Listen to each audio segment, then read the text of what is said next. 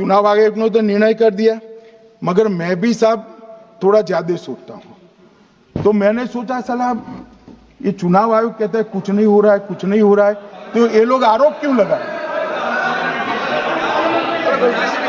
मगर मैं विपक्ष के नेता ने जो प्रेस कॉन्फ्रेंस में कहा कि मतदाता सूची ठीक नहीं है, इसको सुधार करना चाहिए, तो भाई गहन पुनर्निरीक्षण क्या है, एसआईआर क्या है, मतदाता सूची का सुधार करने की प्रक्रिया है, और वो कर रहे हैं तो भी विरोध कर रहे हैं, पुरानी मतदाता सूची कर रहे हैं तो भी विरोध कर रहे हैं।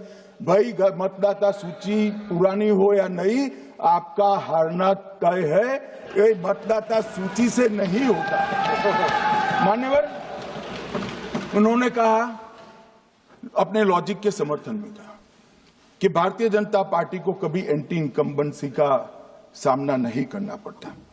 मान्यवर, एंटी इनकम्बेंसी इनके खिलाफ होती है जो जनहित के विरुद्ध काम करे। ये बात सही है कि भाजपा को एंटी इनकम्बेंसी का फायदा विरोध बहुत कम करना पड़ता है। हमारी सरकारें बार बार चुनकर आती हैं, चाहे राज्य में है या केंद्र में, परंतु ऐसा नहीं है कि हम 2014 के बाद एक भी चुनाव नहीं हारे।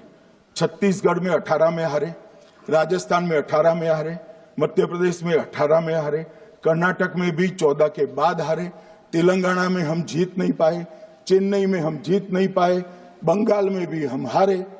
भाई तो तब तो ये मतदाता सूची बहुत अच्छी होती है, टब से नए कपड़े पहनकर आप शपथ ले लेते हो।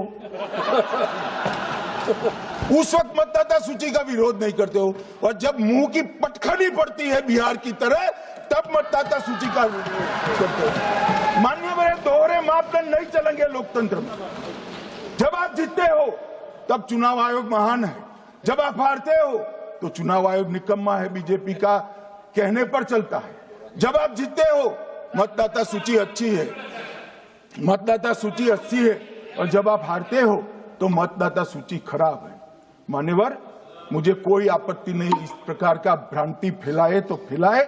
मेरा दायित्व है कि इस देश की जनता को एक ड्यूअल स्टैंडर्ड की जानकारी देना, जो मैं आज इस सदन में खड़े होकर दे रहा हूं। मान्यवर।